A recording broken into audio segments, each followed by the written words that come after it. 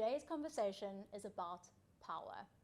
Not performative power, not social media leadership, but real authority in rooms where decisions carry weight, money moves markets, and risk is calculated in real time. My guest today is someone who has spent over 2 decades operating at exactly that level. Refilwe Moloto is an independent economic and strategic advisor with more than 20 years of experience across emerging and frontier market economics, fixed income research, institutional equities broking, and global asset management in Johannesburg, New York, and Cape Town. She is a respected commentator on economic and financial market developments in Africa and has been invited to speak at global technical conferences and across major media platforms. Many of you will also know her voice. Refilwe was the first black woman to host a commercial talk radio breakfast show in Africa, the award-winning Breakfast with Refilwe Moloto on CapeTalk. She is also an Aspen Global Leadership Network Fellow through the African Leadership Initiative. She understands what it means to operate where money, leadership, and credibility intersect. Today, we're exploring authority, power, and decision-making in high-stake environments, and what women need to understand about how leadership is actually perceived. Refilwe, welcome. Thank you so much, Laura. I'm so happy to be here. Really excited to have this conversation. That was such a mouthful. It seems like it, but I've been around for some time. Have you? Yeah. Oh, okay, I didn't notice. Good grief. I was like, does the CV ever end? I think what I've been really lucky about is I've had the opportunity to have some very serious work that I do over the past 2 decades, but I'm also a person who doesn't take herself seriously as much as I take my work seriously. And so it affords me the opportunity to play around with various sectors. And a breakfast show is, most people would have thought finance, but a breakfast show is a lovely thing. And I think it's something that I've learned as a woman, actually, is to lean into the things that are warm for me. Yeah. I love that, because I think we've missed the point of doing all of this for working hard and having to do all the things is actually so we can have joy and freedom in our lives. If I think about when I first acknowledged myself as a businesswoman, I was about 5, and I had my little brown suitcase, the class 1 one, and would go from my room downstairs up to the living room, and all that was in there was documents to color in. I mean, there very wasn't important information. Correct, and within the lines, which would be good. probably the last time I colored within the lines. And I used to dress in my stonewashed set, the shorts and the purple sleeveless and the rolled down purple socks with the Tommy Tackies and the jacket and the waistcoat. And that was steeped very much in an earlier view of businesswomen, which was trying to assimilate or almost to emulate men. One of my favorite movies growing up was Working Girl. And the successful woman was Catherine Parker, played by Sigourney Weaver. Tough, all grey suits, pants as often as possible. And I definitely found myself in the early part of my career trying to emulate the masculine of a woman. And the fact of the matter is, I will never outman a man. And what has been wonderful to observe over my career is the softening of the expectation from women that you can be yourself. And some of us have masculine properties like competitiveness and aggression.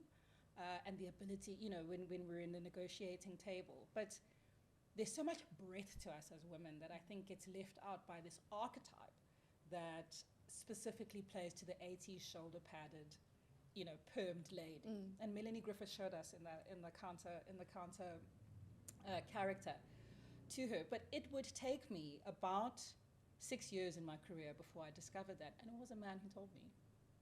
This keynote that I often deliver called My Favorite Feminists speaks a lot about how the champions that you work with in the workplace really allow you to. And all he said to me after it was a colleague of mine in New York. I'd been there for about a week.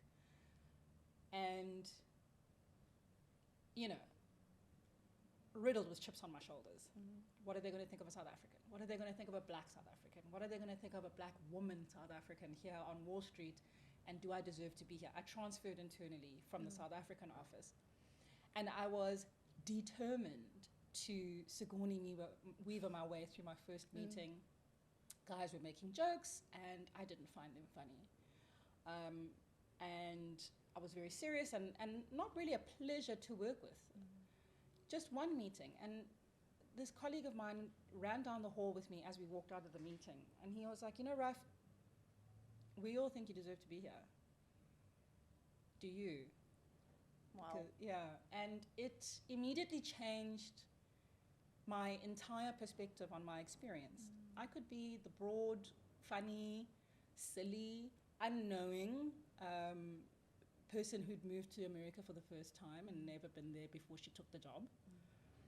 And it actually, that vulnerability that I was able to lean into was actually what won the affection of many of my clients, who, as much as I was taking them under my wing in terms of explaining to them what's happening in the economy or in the markets, were very happy to take me under theirs in terms of this is what New York culture is like. Oh, this is our cousin from SA. Which brings me to something that's really critical to the women's experience. It is absolutely a benefit and an asset to be different in a room. It always is. It can feel lonely, it can feel competitive, but what I found is, first of all, I stand out immediately. In a room full of grey suits, a blonde wig, and red lips is definitely showing up in the most boring of circumstances, and you will notice me, fab. But then the point is to follow through. And having the faith that you have the goods to follow through. There's so much I want to unpack here. Okay. I mean, starting with shoulder pads, because I won't let those go. Yes. I won't let those go for a start. But I get you. I get what you say about having this like idea in your head that I need to be tough as nails. Yes.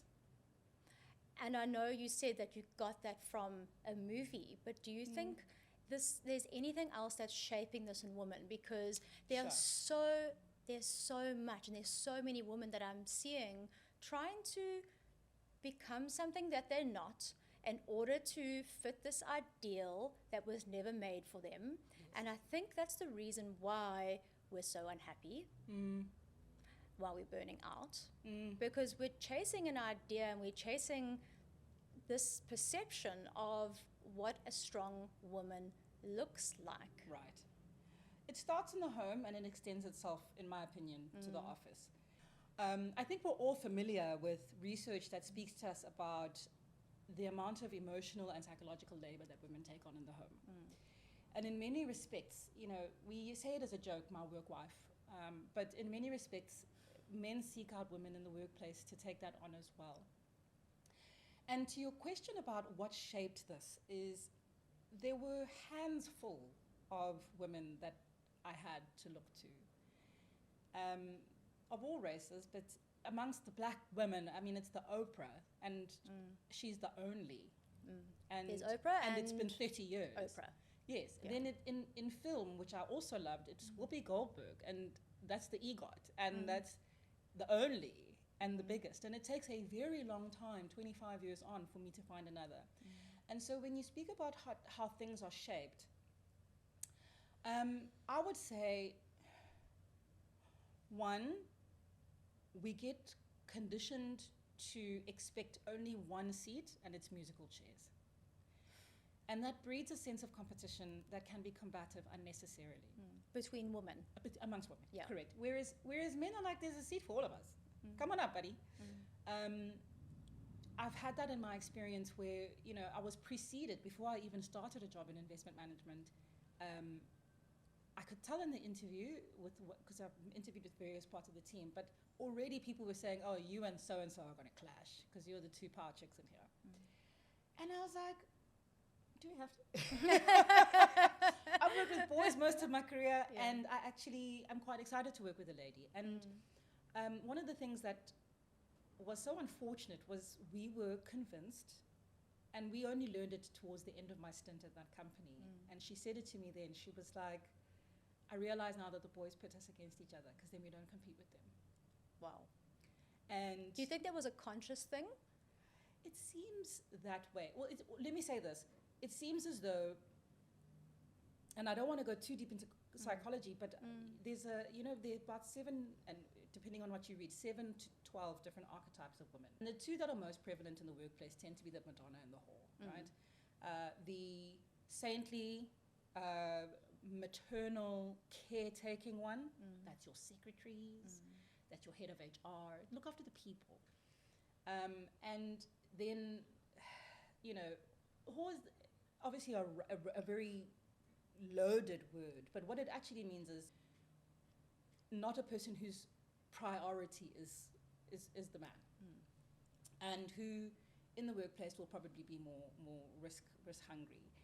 And when in the workplace people can't fit you into an objectified or a servile, it becomes quite complex because they don't know what to do with you. And often, I don't know if you do a lot of game hunting, game watching, game driving, but these women hunt, these lionesses hunt all day. This dude eats first, and then they're fighting amongst each other as to who gets to go to bed with them. It's that kind of environment, it's very king of the jungle. Like if I can keep you busy with one another, then I don't have to actually have a conversation about competency.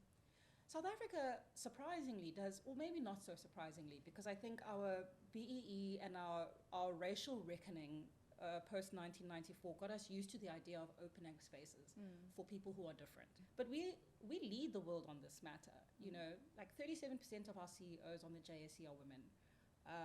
A lot of, I want to say about a third still are in that COO and CFO. But in mid-management companies, it's taken quite a while. We're not going to see parity, and I think one research group says probably not until 2051.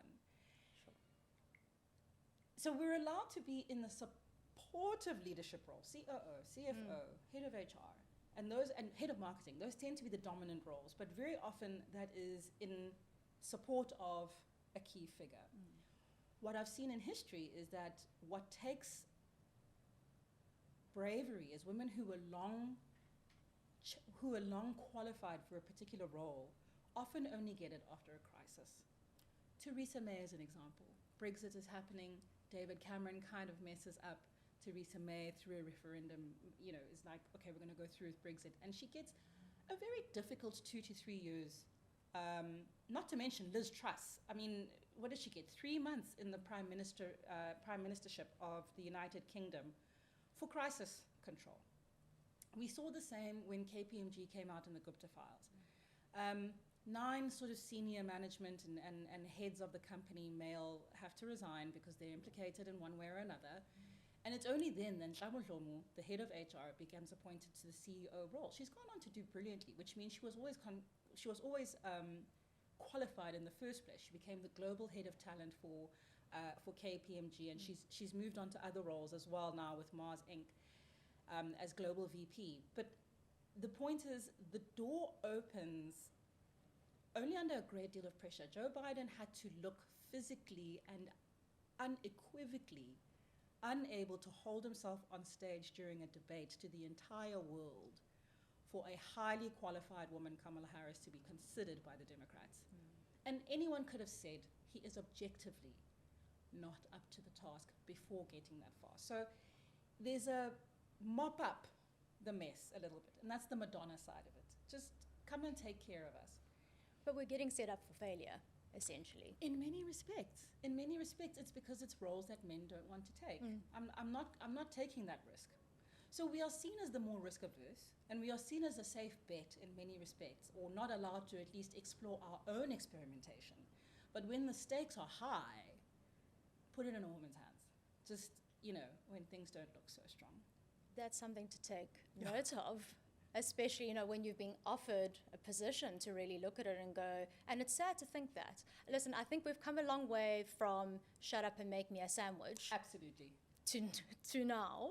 We definitely have come a long way. And I very much don't want to make this podcast about hating men, because I absolutely do not. And I think there's a lot to learn from them. And as you said, some of the best advice that you've got was from a male colleague. So it's not really about that. I think just like historically speaking, we've kind of been left with a bit of a mess that we're trying to figure out now. So I think what I really want to focus on is more solutions, because For we sure. absolutely know what the issues are. Yes. We know that. So how do we now figure this out all together Yes.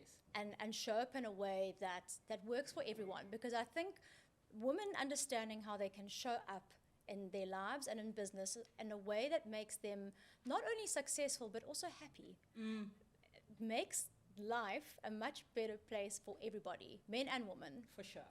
I'm so glad that you've highlighted that. It isn't about bashing any particular gender, including not bashing women for sometimes doubting ourselves. We do have a historical context to this. What I would say, though, is it takes a lot of work on self. It takes podcasts like yours. It takes real self-reflection. And I mean that in the fairest way. We are our toughest critics as humans, but certainly as women.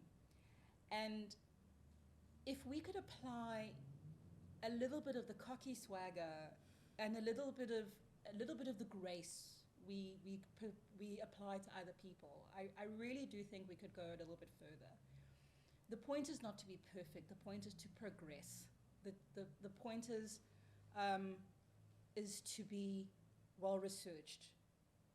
But because we feel sometimes that we are underestimated, or we're used to walking into rooms and being underestimated, as a result, we are the over-prepared in the room. We tend to be very over-prepared in a room. And I think we can give ourselves that credit. I think there's a charm to our emotional balance. Many studies have shown that risk metrics and return metrics massively increase when boards have a much more diverse makeup, and that's largely the women's side of things. We are more inclined to dig deeper into research rather than shooting from the hip, for all the reasons. So these things are becoming strengths for us. All the reasons that we could have thought, okay, but I'm capitulating because it's difficult, but it's actually we're armed. We're armed for a world of uncertainty. We're armed for a world of soft power. If you look around the world at the moment, who is gaining the most in terms of power? It's a very, very quiet little operating, tiny little country in Asia called China. There's no bravado. It's just quiet conversations, respect your space, and who's losing a great deal of theirs. And it's a brash, exposed now United States that might have been a little bit too confident. And I do believe that these, maybe not gender roles, but these characteristics that tend to come up in the two different, and we know that there are many in between, but those two different primary genders, I think they lend themselves to a style of leadership that is showing us the world is ready for. We still have not reckoned with the recklessness of the great financial crisis. There hasn't been a reckoning. There hasn't been any kind of acknowledgement of key players, key behaviors, many of which we have now established are more prone to be given by males, right? That risk-taking, that subprime lending and all of that. And not looking into the research more before you throw money at it. There are mavericks in both genders, but I'm speaking very, very, very from a generalized perspective. We haven't reckoned with those outcomes, and I think what we're seeing around the world in political shifts, in migratory shifts, in what's happening from the working class around the world, is very much a need for that acknowledgement of the mass. We've spent about a decade really being excited about those who make money, and those are of all genders, by the way. You've got as much Sheryl Sandberg as you have Mark Zuckerberg, so that's not a gender bash. But there's a holistic nature to womanhood that is required in this global moment, I believe. And I think leaders who are cognizant of what's happening in the environment, cognizant of consequence by company decisions, cognizant of a workforce, people who have specialized in HR, marketing, communication, are primed to take us forward in far more positions than 37%. And I think we can use them in far different spaces than in corporates, COO, CMO. We can use them as chief technical officers. We can use them as CEOs.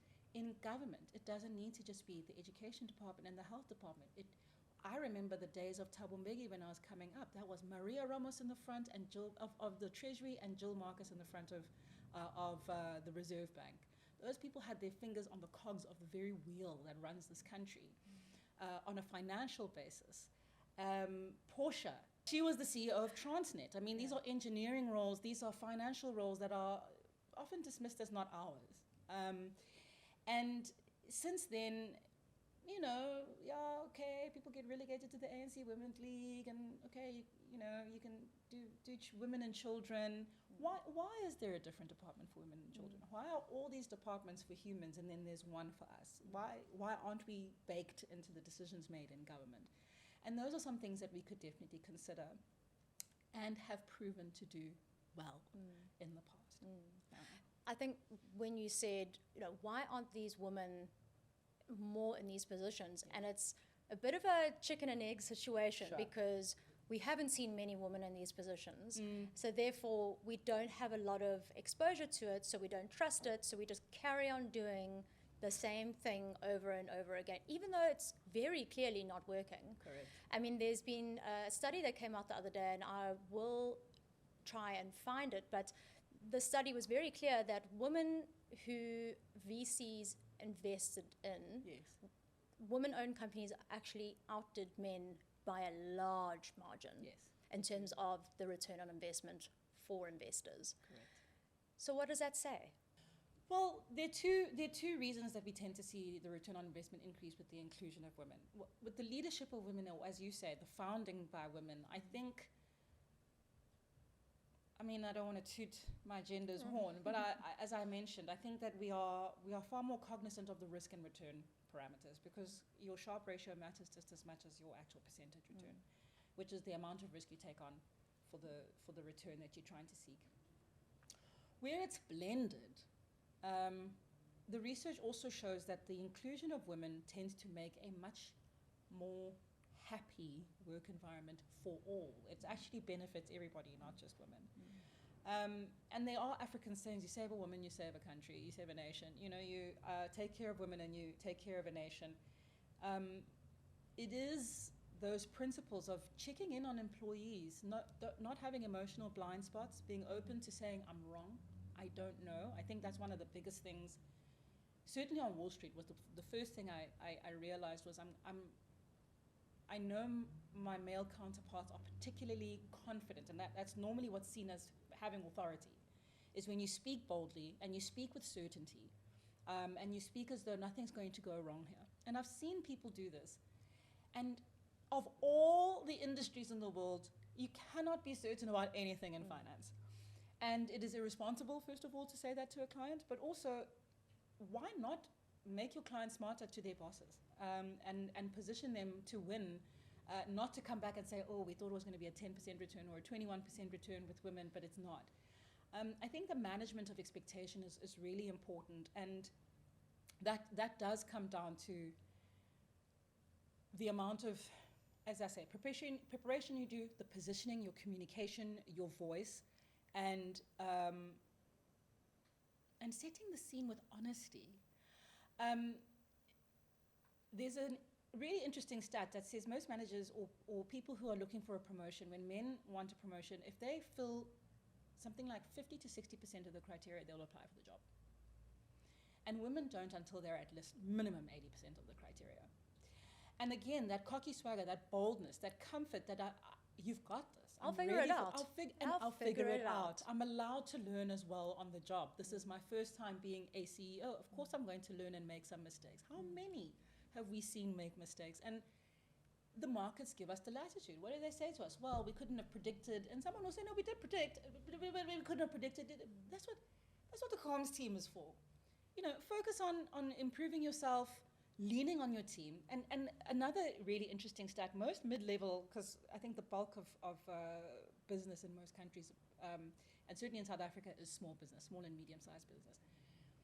Some 45% of senior level management is made up of women. So that far exceeds the JSE stat of 37% at the CEO level, and it certainly outweighs the marketing. I mean, if we let's say we add up the marketing, the HR, and all those levels, you cannot be a good CEO without an excellent senior management team.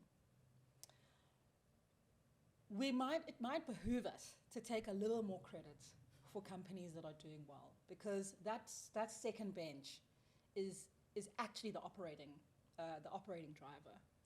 I could be typing into a computer and let's call me the CEO of my computer, but if my hard drive is not going, it's not happening. And I think women need to understand the cog that they play in that wheel, and are increasingly doing so. And I'm also really enjoying that they're doing so in all their femininity. Because it's a plus.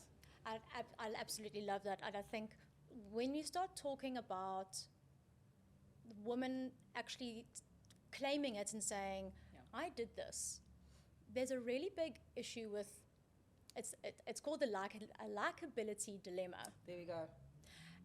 And it's because the characteristics of a leader, the old characteristics of a leader, this is what we're trying to get through here, is to be bold, strong, bold, brash even, confident. Brash, confident. Yeah. And the reason why we do this is because women, deep down, we are nurturing. Most of us are. Sure. Okay.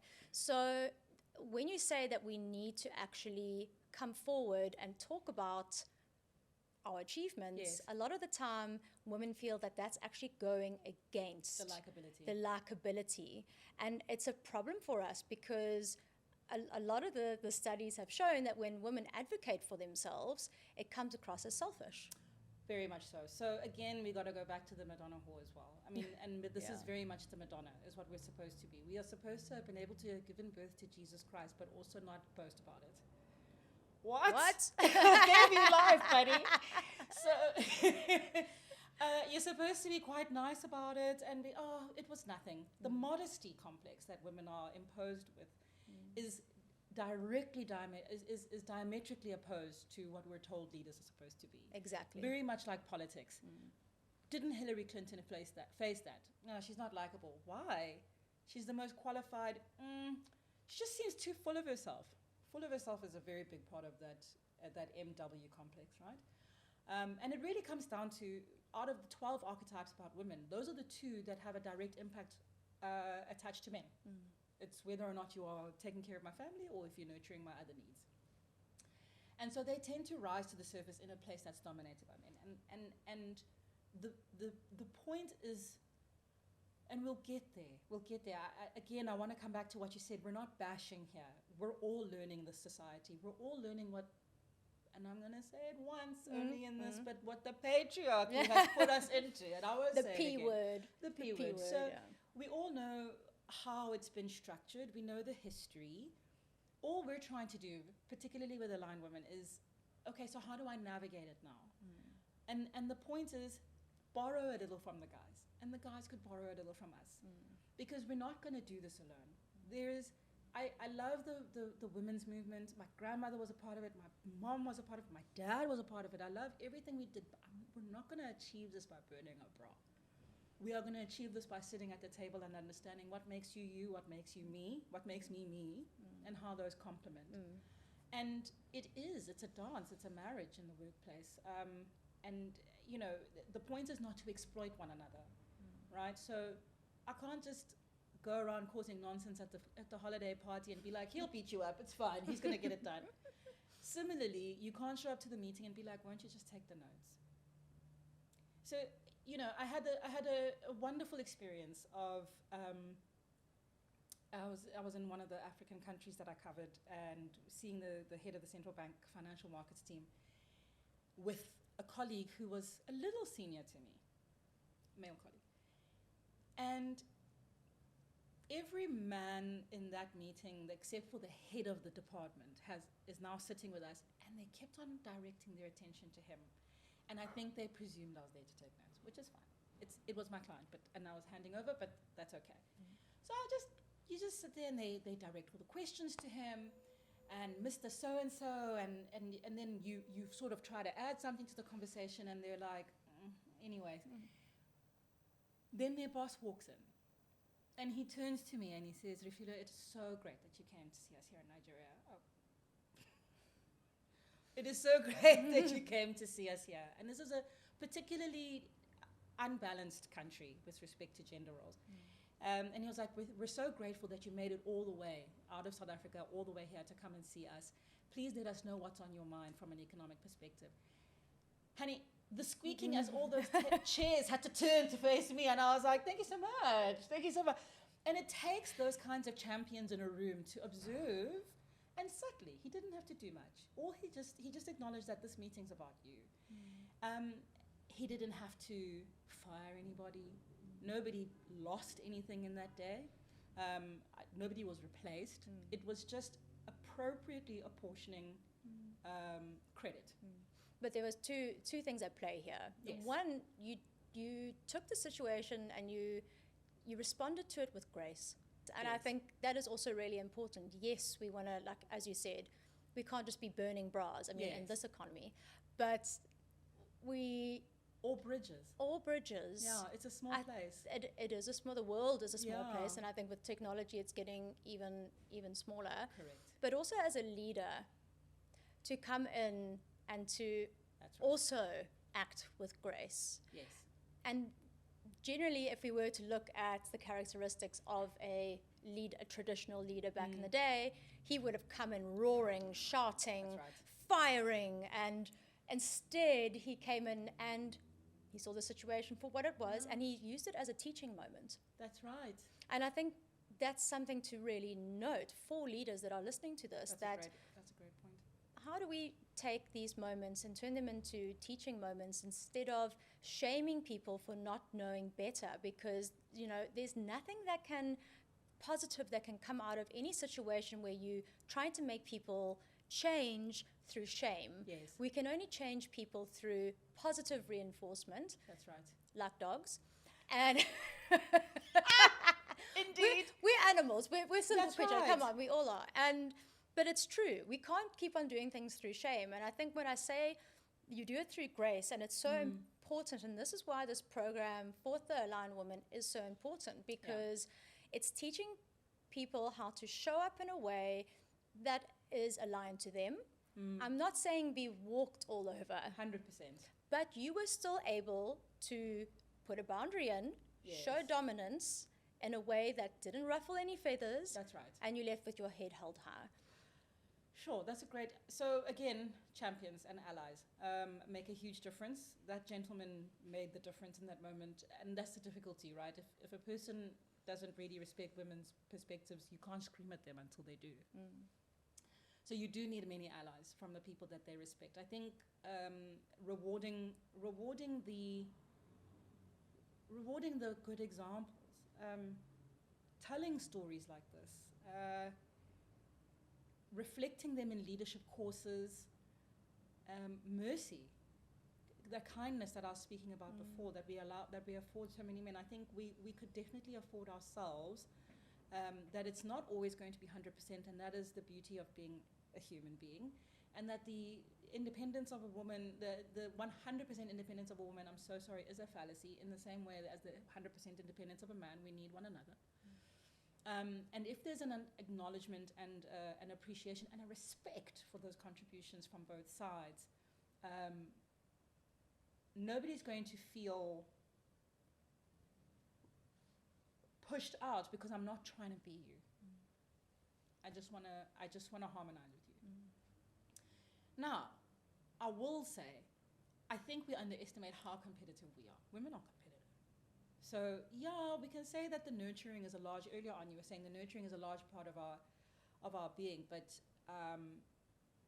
no, I've swum in lanes next to people, and I'm like, I'm pretty sure I'm racing this person, and I'm not quite sure. This person doesn't even know who I am. Or you're driving, and That's we're right. in a race right now. That's right.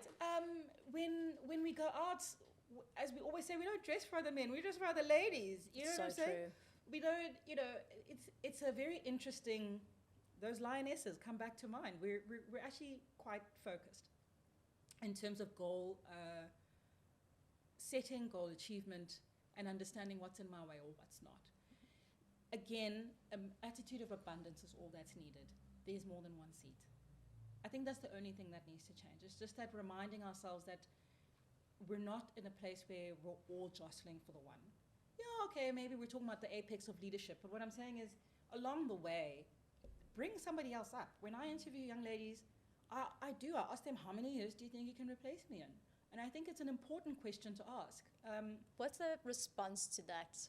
Oh, they get shy about it. Do they? Yeah, especially sort of entry level or, you know, junior management. They do get shy about it, and they say, oh, I'm not trying to. And I'm like, well, the idea is I'm not going to live forever. I want you to. Yeah, and if I'm not moving up, I'm doing something wrong. So I love that, and that's, again, such an amazing teaching moment, because I want to get into what are these hard skills? What are the things that we can actually do to improve ourselves in these sort of situations? Because I think confidence is a skill, but it's something that needs to be practiced and honed. And you've got to be able to actually be in these situations, execute the learning, and then that's how you get confidence, by actually learning it and doing it. Absolutely. So I'm not going to be able to impart 25 years of experiences. No, this is what the Aligned Women Blueprint is for. Doing. Correct. But give us some tidbits. Some tidbits for me would be definitely go out there scared. And that's something that I get from drama in primary school, and, you know, that if you don't have the butterflies, that doesn't matter. Another thing that President Obama always says is, like, you know, I've been in meetings with the most important people in the world. Nobody knows what they're doing. Nobody knows what they're doing. We're all just putting on a little bit of a show. And 3, because of the self-consciousness that women sometimes carry, nobody's actually worried about you. Nobody's thinking about you. Just run your race. Human beings, you know, I don't think that they're inherently evil, but I also don't think they're inherently always, as a group, holy, or, you know, I think that they're inherently self-serving. I'd really love to go and pick up rubbish on the beach, but I'd really rather go to brunch. We have great intentions, but inherently I'm self-serving. I think I give human beings that grace. Fine. And as a result, I think people don't wake up thinking, when are you going to drop the ball to another person? They're thinking about not dropping the ball themselves. And if we could allow ourselves to reduce the amount of judgment that we place on ourselves, and be aware that nobody's got us in some crystal ball watching us fail. I don't know if it's the pantomimes we grew up with, the Wicked Witch watching Snow White. I don't know what makes us think people are watching us and waiting for us to trip up, but they're really not. And more people are there in your support than you think. The other thing I would say is reach across. Many people tend to think that in order to succeed in a corporate or any business space, I need to keep reaching up. There are so many people in your peer group that you could collaborate with. It doesn't have to be a lonely journey, and that's of all genders. Reach across more than you're trying to impress up, because many people manage up. If your peers don't feel you're reliable, you've got an issue, and nobody's advocating for you on the way up. And you get to test your leadership skills if you're helping people that are coming up behind you.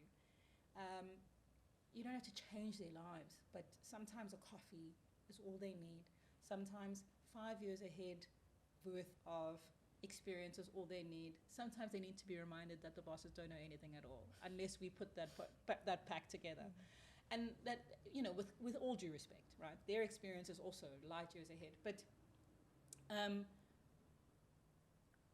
I really bring it down to just, we are human. We're human. Act it. And act it. We're going to get things wrong as long as you're honest. I'm sorry, I made that mistake. I will do better next time. I will research this. One thing I know is what I know and what I don't know. Don't overstate what you can do. If a client comes to you, just, sorry, I'm not the expert for that. Miss out on the opportunity from time to time. And bring up another person, but you know who you should call.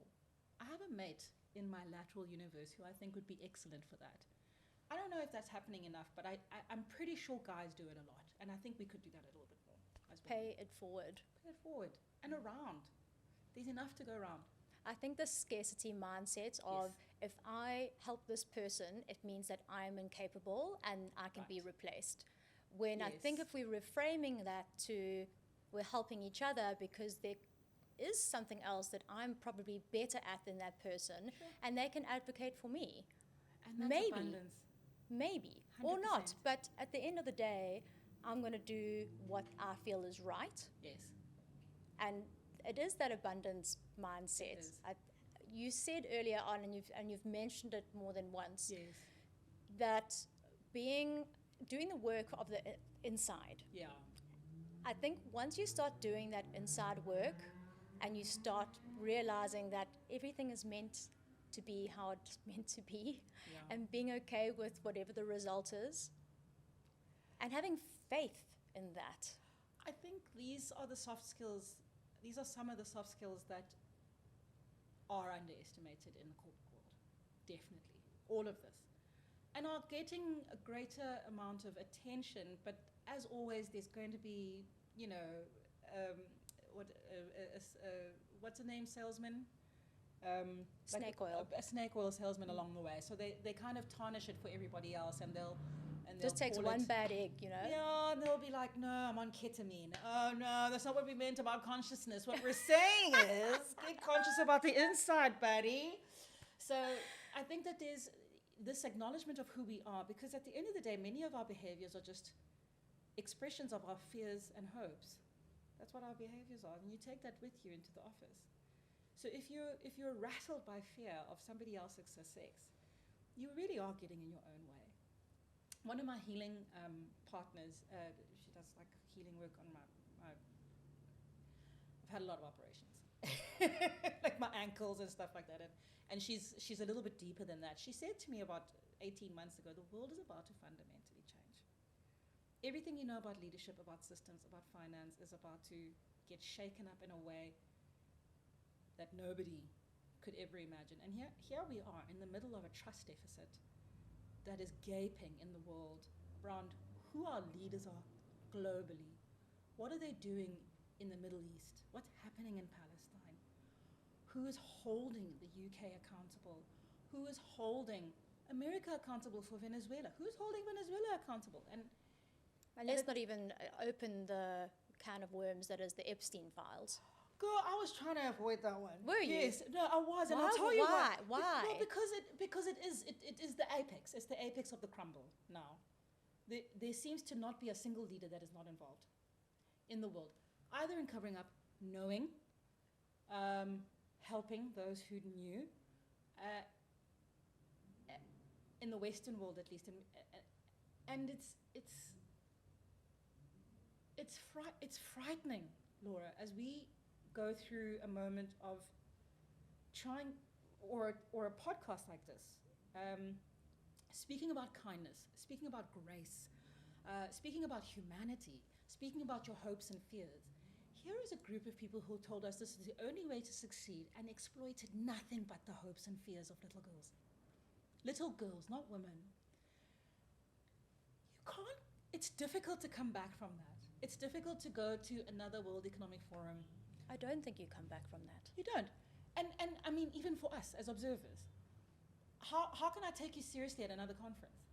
How? The most basic protection of a child is the one that you failed at first.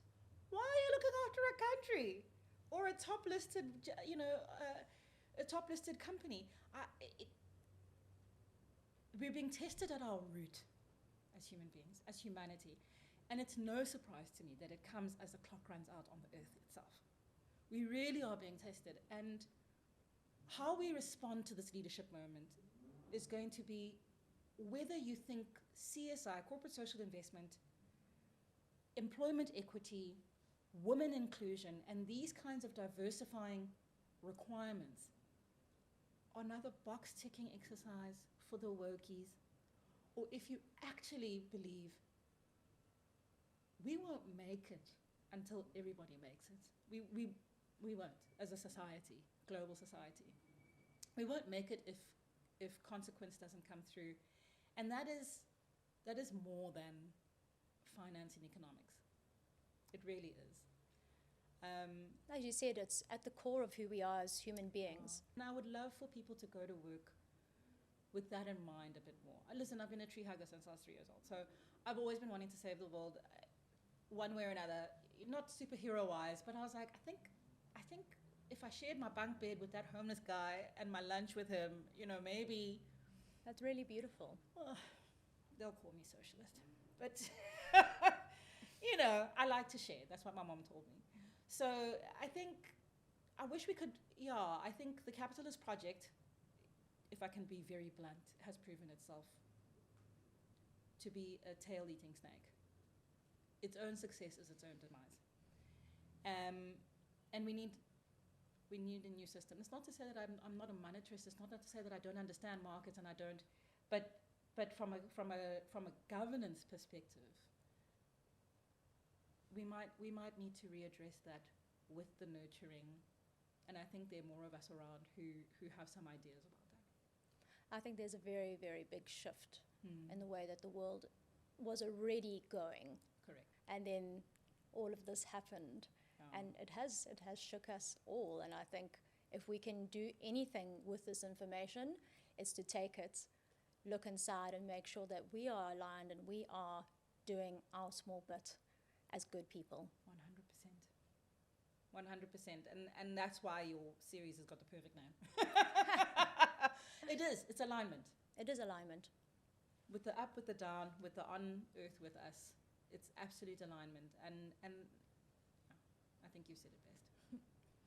I think that's, we're going to end it there. For sure. Because we've had such a fantastic conversation, and we haven't covered any of the questions that I thought I was going to ask you, but they've been so much better. Oh, good. I'm glad. And I think the last thing I just wanted to say was that your masterclass is going to be so incredible. I'm really looking forward to it because you have such a depth of knowledge, but not only that, you also have the empathy to back it up.